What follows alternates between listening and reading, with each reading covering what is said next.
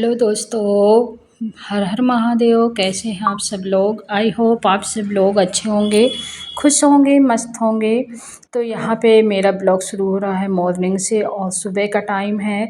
सुबह जैसे कि आप सब लोग जानते हैं कि सुबह का टाइम गृहिणियों के लिए झाड़ू से ही शुरू होता है, जो कि रोज़मर्रा की लाइफ में यही होता है। तो हम गृहिणी ना जो घर में रह के काम करती हैं, उनका सुबह जल्दी जगना, 4 से 5 के बीच में जगना, और 5 बजे अगर जग जाना तो फिर सीधे फ्रेश होने के बाद सीधे झाड़ू उठाना ही होता है।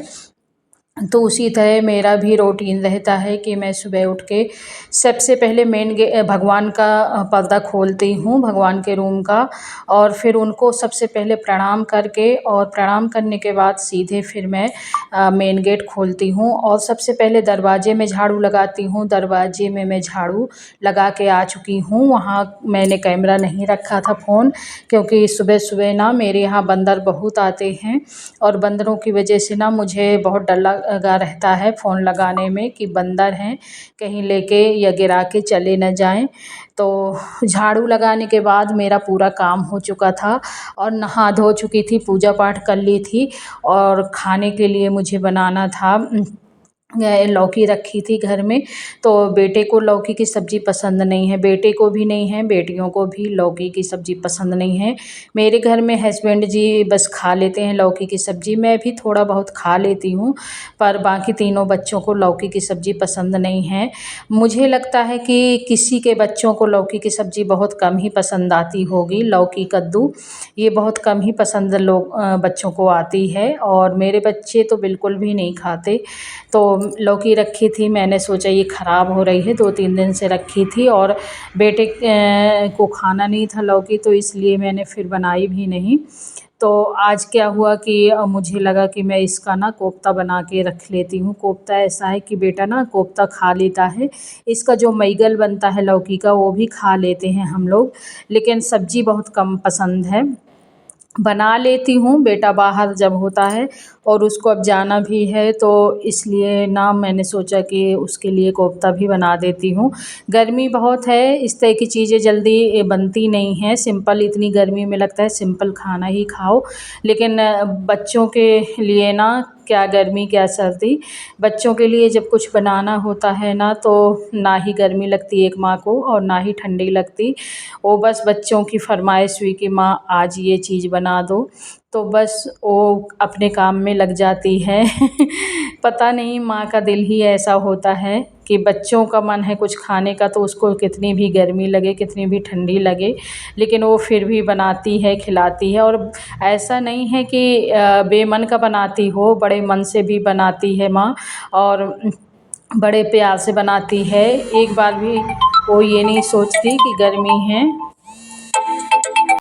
तो यहाँ पे मुझे गर्मी तो थी ही, और मेरा किचन थोड़ी छोटा सा है, चूँकि जब घर बन रहा था ना इधर, तो मुझे लेके मैं गाँव में ही रहती थी, और मुझे लेके ये कभी आए नहीं घर बनवाते टाइम। तो बस किचन इन्होंने बहुत ज़्यादा छोटा नहीं है, बहुत सारे लोगों के इससे भी छोटे किचन होते हैं, पर क्या है ना कि मेरे किचन में ना कहीं से बाहर से खिड़की नहीं है, आंगन तरफ से गेट है, आंगन तरफ से ही खिड़की है, तो इधर से हवा नहीं जाती। तो किचन में ना मेरे बहुत, इस समय की गर्मी जो होती है ना, ये उमस वाली गर्मी, तब मेरे किचन में बहुत ज़्यादा गर्मी लगने लगती है। 5 मिनट खड़े होने में भी पसीना पसीना हो जाना होता है, और पंखा लगा है तो पंखा चलाओ तो और भी ज़्यादा गैस उड़ती है ना चारों तरफ, तो और भी गरम गरम लगता है, तो मैं पंखा भी नहीं चला पाती। तो मैं गैस को ना बाहर आंगन में ही, किचन के सामने ही आंगन है जो, तो वहीं पे मैं रख ली हूँ, और यहीं पे ऐसा कि यहाँ जो गैलरी है ना, वहाँ का पंखा मैं चालू किए हूँ, तो ज़्यादा तो नहीं हवा आ रही वहाँ से, पर ऐसा है कि थोड़ी बहुत हवा आ जाती है। जैसे अब पंखा चल ही रहा है तो थोड़ी बहुत हवा हल्की हल्की लगती है, तो गर्मी मतलब लगती है, पर फिर भी अच्छा लगता है कि चलो किचन से तो अच्छा लगता है। मतलब ऐसा नहीं है कि किचन में तो बहुत ही ज़्यादा गर्मी लगती है, पर यहाँ बाहर रख लो ना और गैलरी का पंखा चालू कर लो तो हल्की हल्की सुर्खी आ जाती है, गर्मी लगती है, लेकिन किचन से तो ठीक ही लगता है। तो अभी ज़्यादा उस तरह का कुछ बनाना हुआ ना, देर देर तक वाला, हल्का सिंपल सब्ज़ी रोटी बनानी हुई दाल चावल तो वो तो चल चल जाता है।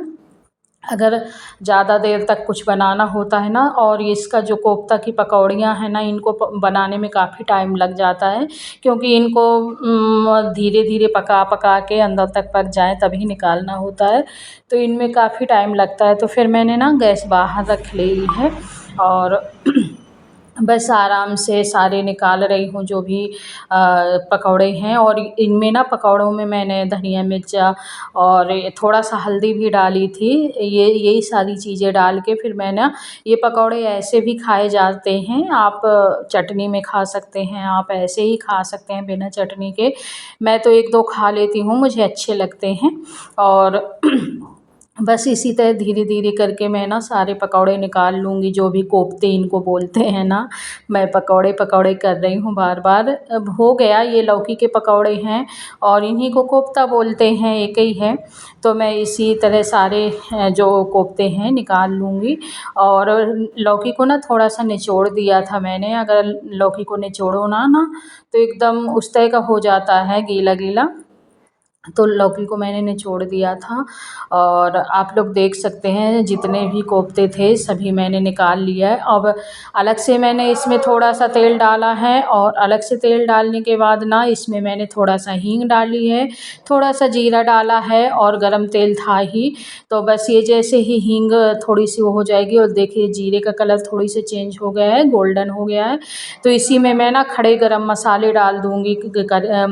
जो भी खड़े गरम मसाले में सब सामान आता है वो थोड़ा थोड़ा करके डाल दूँगी। उसके बाद मैंने प्याज लहसुन का पेस्ट है जो बना के रखा था, और बस उसी को ना मैं धीरे से, धीमी आंच में नहीं, मीडियम आंच में अच्छे से इसको पका लूँगी, वो कर दूँगी। और देखिए यहाँ पे ना प्याज जो है धीमी धीमी आंच में भूंज रही है। ज़्यादा तेज़ अगर इसकी लौ कर देंगे ना तो ये प्याज है, मसाला है, सब एकदम से जल जाएगा। तो मैं ना मीडियम आंच में, मतलब मीडियम से भी कम आंच में भूंजती हूँ प्याज वगैरह। तो यहाँ पे प्याज भूंज चुकी थी, और मैंने यहाँ पे हल्दी डाल दी है, और दो दो तीन चम्मच, 2.5 चम्मच मैंने डाला है धनिया पाउडर। और उसके बाद मिर्ची, मतलब मिर्ची तो मैंने थोड़ी सी ये वाली डाल दी है, मतलब जो घर की पिसी होती है उसको भी थोड़ा सा डाल दिया है। और ये जो कश्मीरी लाल मिर्च पाउडर आता है इसको भी मैंने डाल दिया है, समथिंग आधा 1 चम्मच होगा। और इसको अच्छे से भूंज के थोड़ा सा मैं पानी डाल दूँगी, ताकि मसाले ना जले नहीं, धीमी आंच में पक जाएं अच्छे से, वरना मसाले जल जाएंगे। और मैंने ना टमाटर का पेस्ट भी बना के रखा हुआ है। तो देखिए मसाले भी अच्छे से भुन चुके हैं। अब इसी टाइम मैं डाल दूँगी टमाटर का पेस्ट। तो वैसे तो मैं कोफ्ते में बहुत कम टमाटर का पेस्ट डालती थी, और यहाँ पे मैं पहले थोड़ा सा डालूँगी बेसन। और बेसन मैंने लिया है 1 चम्मच, और उस बेसन को भी मैं कोफ्ते में मतलब भूंज लूँगी, कोफ्ते में सॉरी मसाले के साथ भूंज लूँगी। अभी ना दिमाग थोड़ी इधर उधर है, तो मैं वॉइस ओवर कर रही हूँ तो दिमाग कहीं और चला जाता है। तो देखिए मैंने यहाँ पे बेसन को भी भूंज लिया है, और आप लोग देख सकते हैं तेल एकदम छोड़ने लगा है मसाला। तो मैं इसी टाइम डाल दूँगी टमाटर का पेस्ट, और हरी मिर्च भी मैंने इसमें डाली थी टमाटर के साथ।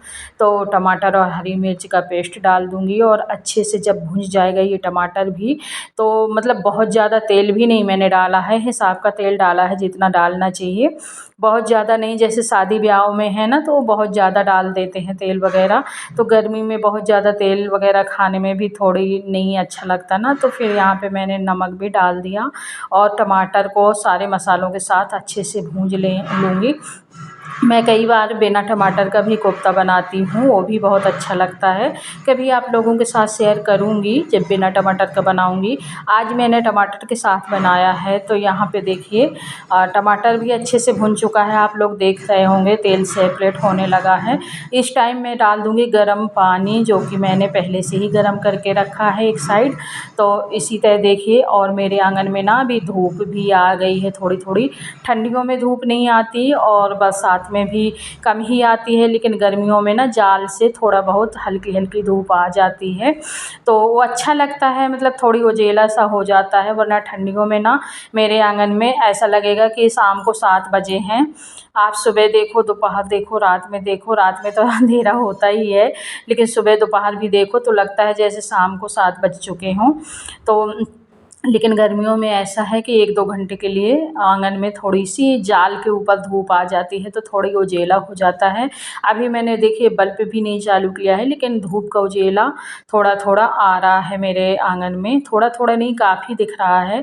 आप लोग देख रहे होंगे, मैं एक भी बल्ब चालू नहीं की और उसके बाद मैंने डाल दिया, देखिए जैसे ही पानी वो गर्म था और जैसे ही इसको थोड़ी देर खौलाया मैंने, तो इसमें डाल दिया मैंने थोड़ा-सा मेरे पास वैसे आप छोला मसाला डाल सकते हैं। मेरे पास छोला मसाला रखा था तो मैंने डाल दिया है, वरना आप गरम मसाला डाल सकते हैं। और गरम मसाला भी मैं डालती हूँ, लेकिन अभी मेरे पास छोला मसाला रखा था तो मैं ना इसको ऐसे ही डाल दी हूँ और ये थोड़ी देर पक जाएगा और ज़्यादा। फिर उसके बाद जो भी पकौड़ियाँ थी ना, मैं उन पकौड़ियों को डालूँगी।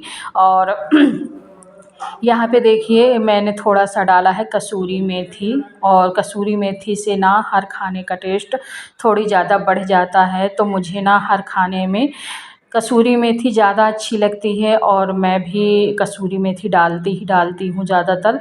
हाँ, कभी-कभार नहीं हुई पास में तो बात अलग है, वरना मैं डाल देती हूँ कसूरी मेथी, मुझे अच्छी लगती है। तो यहाँ पे देखिए अब थोड़ी देर मैं इसको ढक के और पका लूँगी, और ढक के पकाने के बाद जब ये पानी अच्छे से पक जाएगा तो देखिए इसमें मैं डाल दूँगी कोफ्ते। और कोफ्ते डालने के बाद थोड़ी देर इसको पकाऊँगी, 2-3 मिनट, उसके बाद फिर मैं इसको निकाल लूँगी। धनिया की पत्ती मेरे पास थी नहीं, धनिया की पत्ती हो तो आप लोग डाल सकते हैं। मेरे पास नहीं थी तो ये बिना धनिया की पत्ती का ही अच्छा लगता है, वैसे ऐसा वो नहीं है। तो देखिए यहाँ पे पक चुका है और मैं इसको थोड़ी देर के बाद उतार लूँगी। 2 मिनट पकाना है, ज़्यादा देर नहीं, वरना हमारे कोफ्ते उसी में गल जाएंगे। तो देखिए अभी 2 मिनट हो चुके हैं, अब मैं कर दूँगी गैस बंद और इसको ना दूसरे बर्तन में पलट लूँगी। तो सभी लोग हम लोग खाना खाएंगे। इसके बाद चावल बने थे कोफ्ते के साथ, बेटे को चावल बहुत पसंद है। तो देखिए कोफ्ता बन के रेडी है और आटा लगा रखा है, एक साइड चावल भी बन गए हैं। तो देखिए कोफ्ता एकदम टेस्टी टेस्टी लग रहा है और खाने में भी बहुत टेस्टी बना था। और मुझे, मेरे बेटे को, सबको पसंद आया था, अम्मा को, इनको। और देखिए कोफ्ता बन के एकदम रेडी है, बहुत अच्छा बना था। तो आप लोगों को मेरा ब्लॉग कैसा लगता है? अगर अच्छा लगे तो प्लीज़ लाइक करिएगा, शेयर करिएगा, सब्सक्राइब करिएगा। अगर कर रखे हैं तो दिल से आप लोगों का धन्यवाद। और चलिए फिर मिलती हूँ आपसे नेक्स्ट ब्लॉग में। हर हर महादेव।